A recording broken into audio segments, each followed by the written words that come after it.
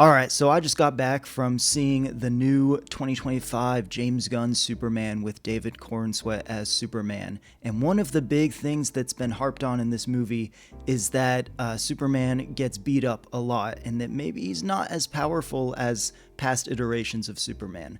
I thought I'd do a tier list here ranking every Superman, every screen based Superman based on their power level. So I'm not ranking them on which ones I like the most, but just which ones I think are the most powerful or the least powerful. And maybe we'll talk a little bit about whether or not they should have been more or less powerful depending on the version.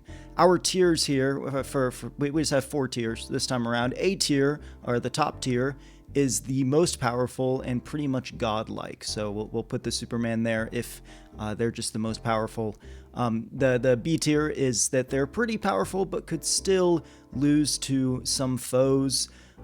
Mid tier right here, which would be like C tier, they have mid tier power in the grand scheme of things. So really they could be more powerful, and they probably would get beat up quite a bit.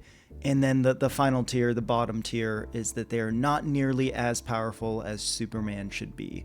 So this is most powerful at the top and least powerful at the bottom. The first one is probably the most iconic Superman, which is the Christopher Reeve Superman. Now, this Superman, I've only seen the first movie, and I'm trying to remember back to it, but from what I remember, he flies fast enough around planet Earth to turn back time, which is kind of an insane feat. He isn't really shown to use his strength to that extreme of measures, but either way, he's pretty powerful overall. I don't know. I would say if I could put him between the two tiers, I probably would. But I would say he's pretty much godlike by the end of his movies. He lifts some heavy objects. He literally turns back time. Dude can do quite a bit. Really, all he was limited by was the budget of his movies. Next here we have the Tom Welling Superman, and this is the one from Smallville. Now, I've never watched through Smallville, I've just seen a lot of clips, and from what I know, the most powerful thing he really does is he pushes a planet the size of Saturn away from Earth. Other than that, I don't think he really does anything too powerful, but this is also a really young version, really early version of Superman. So we'll say mid-tier power in the grand scheme of things for the Tom Welling Superman. This one right here is the Brandon Routh Superman, and canonically, the Brandon Routh Superman is technically the same version as Christopher Reeve, but we don't really see the Brandon Routh Superman do as many powerful things in his own movie. He kind of struggles a little bit to kind of stop and lift an airplane. It takes him a solid couple of minutes to stop this airplane. He's shown to be very invulnerable. He takes a bullet to the eye, no problem. Nonetheless, though, I'm going to put him just a tier below Christopher Reeve because we never see him do anything crazy like fly so fast that time turns back. So I would say B tier for him. Pretty powerful, but still could probably lose to some foes. This one right here is the Tyler Hoechlin. I'm not quite sure how to say that. It's the one from the Superman and Lois show, the one from the Arrowverse, the CW shows. This one right here is kind of an older and more experienced version of Superman, and he definitely loses some battles in that show. He goes toe-to-toe with Doomsday and I believe wins, though. But still, probably could be a little bit more powerful. There are moments where he moves so fast that time slows down, but he still struggles a little bit. And it's probably just because of his older age. So probably would go B tier on that one.